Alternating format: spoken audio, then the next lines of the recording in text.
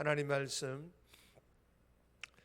여호수아 24장 1절에서 18절 구약성경 357페이지입니다. 357페이지 여호수아 24장 1절에서 18절 우리 합독은 24장 2절에서 3절 그리고 14절에서 15절 나누어 있습니다. 24장 2절입니다.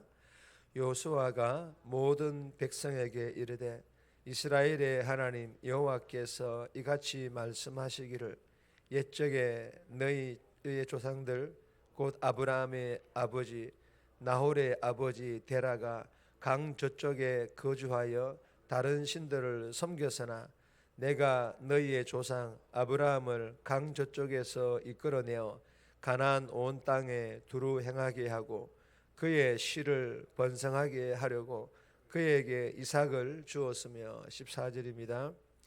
그러므로 이제는 여호와를 경외하며 온전함과 진실함으로 그를 섬기라. 너희의 조상들이 강 저쪽과 애굽에서 섬기던 신들을 치워버리고 여호와만을 섬기라.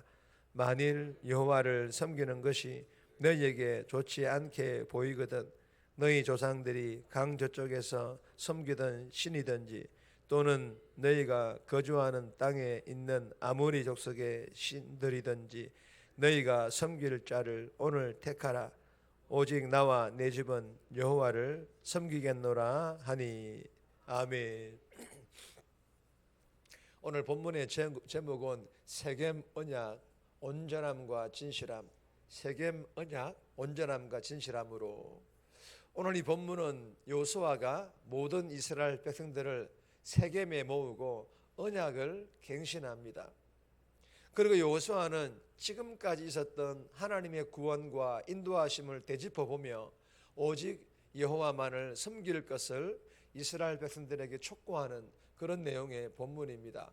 오늘 이 본문을 통해서 우리에게 주시는 첫 번째 교훈입니다. 하나님의 수고와 나의 수고. 하나님의 수고와 나의 수고가 필요한데 그러나 절대적인 수고는 하나님의 수고라는 것입니다. 1절에서 13절까지인데 3절 말씀 보시면 내가 너희의 조상 아브라함을 강 저쪽에서 이끌어내어 가나안 온 땅에 두루 행하게 하고 그의 씨를 번성하게 하려고 그에게 이삭을 주었으며 여러분 5절에 보시면 너희를 인도하여 내었노라.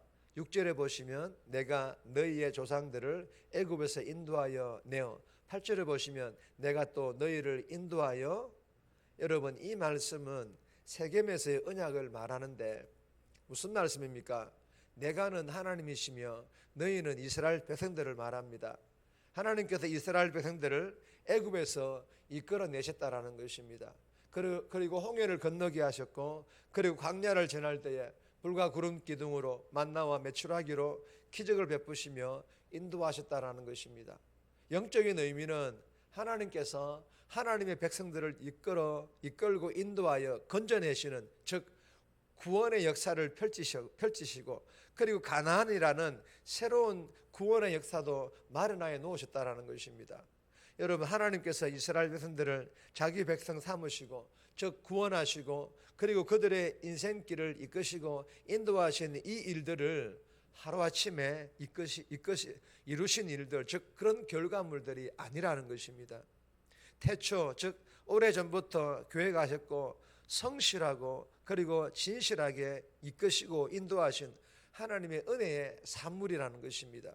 2절에 보시면 아브라함의 아버지 데라가 다른 신들을 섬겼을 때부터 하나님의 시선은 아브라함을 향하고 있었고 그리고 아브라함을 불러서 태초 즉 오래전부터 그에게 놓으셨던 그 축복 창세기 22장 17절의 축복입니다. 다 같이 읽겠습니다. 내가 내게 큰 복을 주고 내 씨가 크게 번성하여 하늘의 별과 같고 바닷가의 모래와 같게 하리니 내 씨가 그 대적의 성문을 차지하리라. 아멘. 즉 가나안 땅과 하늘의 별과 바닷가의 모래와 같은 수많은 자손을 주실 것이라는 축복을 약속을 주셨습니다. 그리고 이삭을 거쳐서 야곱을 거쳐서 요셉을 통하여서 큰 민족을 이룬 후에는 모세와 아론을 세우셔서 애굽으로부터 구원하여 주셨습니다. 여러분 여기서 멈추지 않으시고 지속적인 동행과 끈질기 인내로 마침내 이스라엘 백성들을 어디의 땅? 약속의 땅 가나안까지 인도하여 내셨고, 그리고 이스라엘을 저주하는 자들을 통해 오히려 축복을 빌게 하셨으며 거인과 같은 가나안 족속들까지 두려워 떨게 하셨습니다. 사랑하는 여러분, 이러한 모든 내용들을 통하여 우리에게 주시는 교훈이 무엇입니까? 하나님께서 이스라엘 백성들의 인생길을 인도하셨던 것처럼 마찬가지로 우리의 인생길, 즉 믿음의 여정이 우리가 노력하고 열심히 하고 영적 몸부림쳤다고 우리의 수고와 우리의 노력과 우리의 영적 몸부림으로만 걸어갈 수 있는 그런 인생길, 믿음의 여정이 아니라는 것입니다. 필요합니다. 이거 하지 않으면 안 됩니다. 필요합니다. 그러나 우리의 인생길, 즉 우리의 믿음의 여정은 먼저는 오직 하나님의 이끄심입니다. 하나님의 인도하심, 즉 하나님의 수고에 의해 이끄심을 받았고 인도하심을 받았다라는 것입니다. 그러므로 먼저는 우리는 나를 향한 하나님의 이끄심과 인도하심이라는 이 하나님의 수고와 같은 은혜를 잊어서는 안 된다라는 것입니다. 즉 기억해야 한다라는 것입니다.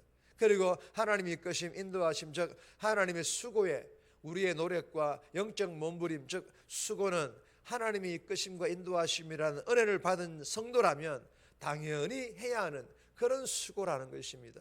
주신 교훈을 마음판에 잘 새겨서 지금까지 내 인생길, 즉 믿음의 여정을 이끄시고 인도하신 즉 하나님의 그 이 수고를 오늘 삶에서 잊지 않고 감사하며 오늘 내 인생길, 믿음의 여정, 내 삶에서 나에게 주어진 일과 성도로서의 사명 잘 감당하기 위하여 나 또한 나의 수고가 당연한 것임을 알고 노력하고 영적 몸부림칠 수 있기를 주님의 이름으로 축복합니다. 두 번째 주시는 교훈입니다. 하나님만을 제대로 믿어라. 하나님만을 제대로 믿을 것을 우리에게 교훈합니다. 14절 15절 말씀인데 14절 말씀 보시면 그러므로 이제는 여호와를 경외하며 온전함과 진실함으로 그를 섬기라. 너희의 조상들이 강 저쪽과 애굽에 섬기던 신들을 치워버리고 여호와만을 섬기라. 여러분, 여호와를 섬기는 것이 너희에게 좋지 않게 보이거든 너희 조상들이 강 저쪽에서 섬기는 신들이든지, 무슨 말씀입니까?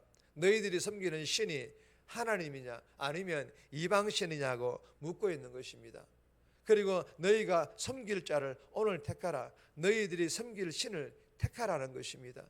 사랑하는 여러분, 주시는 교훈이 무엇입니까? 예수 믿는 성도라면 이미 하나님을 섬길 것을 택한 자들이지 않습니까? 그런데 너희들이 섬기는 신이 하나님이냐 이방신이냐는 이러한 소리를 듣는다는 것은 하나님을 제대로 섬기지 못하고 있다는 그런 뜻입니다.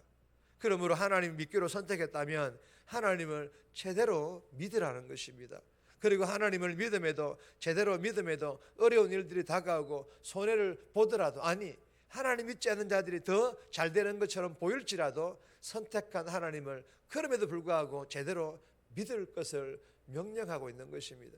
그리고 제대로 믿는다라는 것은 오직 나와 내 집은 여호와만을 섬기겠노라 라는 선포와 함께 고백과 함께 여호와를 경외, 즉 하나님께서 하라시는 것, 하나님께서 하지 말라는 것, 어떤 대가 지불을 해서라도 하고 하지 않는 믿음의 삶을 사는 것을 말합니다.